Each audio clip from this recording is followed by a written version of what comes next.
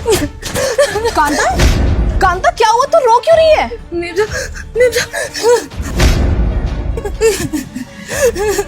हुआ क्या है? मुझे बता तो सही। क्या हुआ है बेटा? रो क्यों रही है? बता मुझे। बता ना, हुआ क्या? जब तक तू मुझे बताएगी नहीं मैं सोल्यूशन कैसे निकालूंगी? अगर हम आपको बता भी देंगे ना तो आप हम पे भरोसा नहीं करोगे। अब क्यों भरोसा नहीं करूंगी? तू मुझे बता। मेम साहब वो साहब जो है ना उन्होंने। कांता, जी साहब। वो पानी का ग्लास पास करा ना।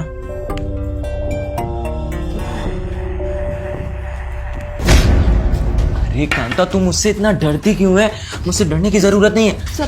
सब हाथ छोड़िए। अरे तू इधर आना। साहब मेरी बात ना सुन। देख, घर में कोई नहीं है, ना तेरी मालकिन है ना बच्चे हैं, किसी को पता नहीं चलेगा। भाई बात समझ में। तू मेरी बात सुन। देख, तू इतने सालों से यहाँ काम कर रही है, सैलरी कितनी है? 10,000 रुपये है ना? पैसे कमाने हैं ना? मैं तुझे पैसे दूंगा, जितना पैसे मांगेगी ना उतने पैसे दूंगा। बस जैसा कह रहा हूँ ना तो वैसा कर। कौन था? क्या सतीश ने इतनी घटिया हरकत की तुम्हारे साथ? तो रुक, मैं अभी उन्हें बुलाती हूँ।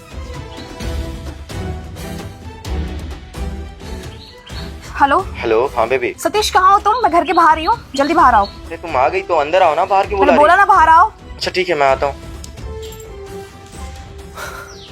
अरे वाह बेबी, तुम आ गई। ऐसे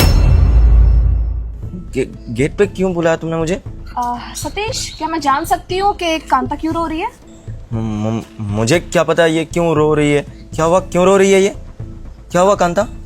अच्छा सतीश, तुम्हें कुछ भी नहीं पता कि क्यों रो रही है? क्यों, घर पे नहीं थे तुम? मैं बिजनेस के काम से बाहर गई थी, पर तुम तो घर पे ही थे ना, तो तुम्हें कैसे नहीं पता इसको क्या हुआ है? नहीं, मैं तो घर पे ही था। वो मैं रूम में लेटा हुआ था। क्या हुआ कांता, बताओ ना। बस करो अब अपनी बकवास। जितना शरीफ बनने का नाटक कर रहे हो ना, उतने हो नहीं तुम।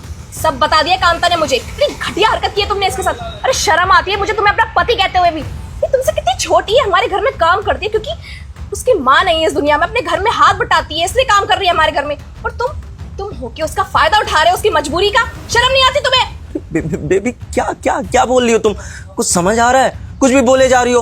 अरे तुम्हें मुझ पे भरोसा नहीं है? मैं तुमसे प्यार करता हूँ, मैं तुम्हारे अलावा किसी लड़की की तरफ देखता भी नहीं हूँ। और ये दो कौड़ी की नौकरानी कुछ भी बोल रही है और उसकी बातों पे तुम भरोसा कर रही हो। ये ना एक नंबर की झूठी है, मैं इसको बहुत अच्छे से जानता हूँ। अच्छा ठीक है, तुम पूछ रही हो ना क्या हुआ है, मैं तुम्हें बताता हूँ। ये मुझसे पैसे मांग रही थी और मैं पैसे देने से मना कर दिया तो मेरे साथ ड्रामे कर रही थी। ये अपने कपड़े वपड़े फाड़ने लगी, इसलिए इसको मार के भगाया था मैं। क्या तुम्हारे साहब सच कह रहे हैं जो कह रहे हैं? नहीं मेम साहब, आप ही बताइए, कोई लड़की अपनी इज्जत को लेके कैसे भला झूठ बोल सकती है? और मैं तो आपके यहाँ कितने टाइम से काम कर रही हूँ, आज तक ऐसा कुछ नहीं हुआ। अचानक से मैं ऐसा क्यों बोलूंगी? मेम साहब, जरूर हम गरीब हैं पर इज्जत के एकदम पक्के हैं अपने। हम ईमानदारी से काम करते हैं, हमारे लिए इज्जत हमारी सबसे बड़ी है। हम झूठ नहीं बोल रहे मेम साहब, हमारे साथ गलत किया है। मुझे तुम पे पूरा भरोसा है। इतने सालों से तुम मेरे साथ काम कर रही हो और तुम्हें शर्म नहीं आती है? अभी भी अपनी गलती का पछतावा नहीं है तुम्हें जरा सा भी? तुम जैसा इंसान मैंने अपनी जिंदगी में कभी नहीं देखा। मुझे शर्म आती है कि मैंने तुमसे शादी भी क्यों की है। बेबी क्या हो गया है? कम से कम मेरी बातों पे तो जुबान ना बंद रखो अपनी, समझ गए? और निकलो मेरे घर से। आज के बाद मुझे अपनी शक्ल मत दिखा देना। तुम जैसा इंसान मेरे घर में नहीं रह सकता है। मेरे टुकड़ों पे पलते हो तुम और मेरे ही काम वाली के साथ बदतमीजी कर रहे हो। तुम्हारी हिम्मत कैसे है मुझ पे हाथ उठाने की? हाँ, शुक्र करो अभी सिर्फ हाथ उठाया, नहीं तो मॉलेस्टेशन के केस में ना सीधा अंदर करूंगी। अभी ले जाऊंगी ना कांता को पुलिस स्टेशन, तो एफआईआर अलग से होगी और रहना फिर जेल की सलाखों के पीछे सड़ते रहना। तो इससे बेहतर यही है दफा हो यहाँ से, निकलो। हाँ जा रहा हूँ, मुझे भी शौक नहीं है तुम्हारे साथ रहने का। Kanta, I am really sorry. मेरे घटिया पति ने तुम्हारे साथ अभी जो कुछ भी किया, मैं उसके लिए बहुत ज़्यादा शर्मिंदा हूँ। मैं चीज़ों को बदल तो नहीं सकती, पर हाँ मैं तुझसे एक वादा ज़रूर करती हूँ। आज के बाद तुम्हारे साथ ऐसा कभी नहीं होगा और तुझे कहीं जाने की ज़रूरत नहीं है। तुम मेरे साथ रहेगी और मैं तेरा हमेशा ध्यान रखूंगी। मेम साहब, आप ना बहुत अच्छी हैं। हमको नहीं भरोसा था कि आप हमारी बात पे भरोसा करेंगी, पर हमें ये जान के खुशी हुई कि आप एक औरत की तरीके से सोच रही हैं हमारे लिए, हम जैसे गरीब के लिए।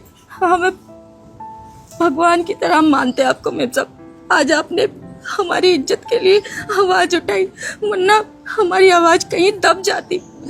हम बहुत बड़े आभारी हैं आपके मेम साहब, बहुत बहुत आभार आपका। बस अब रोना बंद कर और मेरे लिए अच्छी से चाय बना दे, मैं बहुत थक गई हूँ। चल।